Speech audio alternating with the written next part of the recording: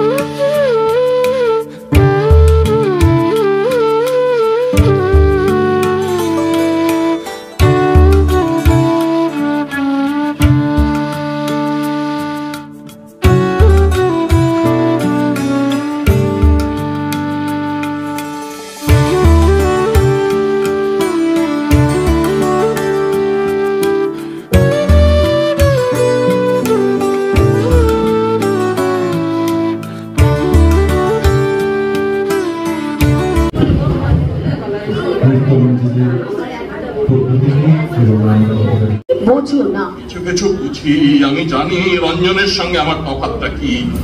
আমার মধ্যে কেবল জোরই আছে, রঞ্জনের মধ্যে আছে জাদু। জাদু বলছো কাকে?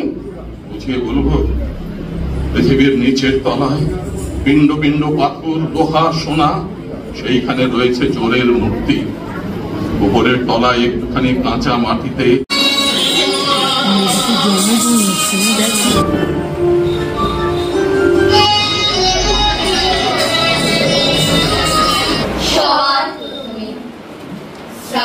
ধানের শীষে দুধটুকু জমি, তোমার একটু নামে বৈশাখে আখের খেতে যত মধু নামে।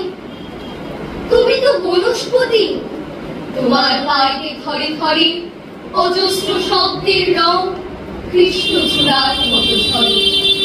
তুমি এক অবাক মৌচা, কথাগুলি চারপাশে ঘুরে যেন গুনগুন সুর এক ছাপ। আকাশে বরুণের দূর স্ফটিক ও প্রায় ছড়ানো তোমার প্রিয়না, তোমার পায়ের পাতা সব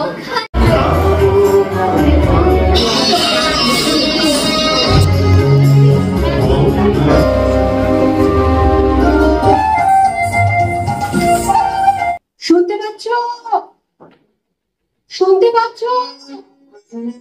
আমরা শুনতে পাচ্ছি, কিন্তু বারে বারে ডেকো না, আমার সময় নেই, একটুও না। আজ খুশিতে আমার মন ভরে আছে, সেই খুশি দিয়ে তোমার ঘরের মধ্যে যেতে চাই। না, ঘরের মধ্যে না, যা বলতে হয় বাইরে থেকে বলো। কাছে এসো, কোন ফুলের মালা গেঁথে পদ্মপাতে ঢেকে এনেছি। নিজে বল। আমাকে মানায় না, আমার মালা রক্ত কলবী। আমি পর্বতের চূড়ার মতো, শূন্যতাই আমার শোভা। সেই চূড়ার বুকেও ঝর্ণা ঝরে, তোমার গলাতেও মালা দুলবে। জাল খুলে দাও, ভিতরে যাব। আসতে দেবো না, কি বলবে শীঘ্র বল, সময় নেই। দূর থেকে ওই শুনতে পাচ্ছ গান? কিসের গান? পৌষের গান।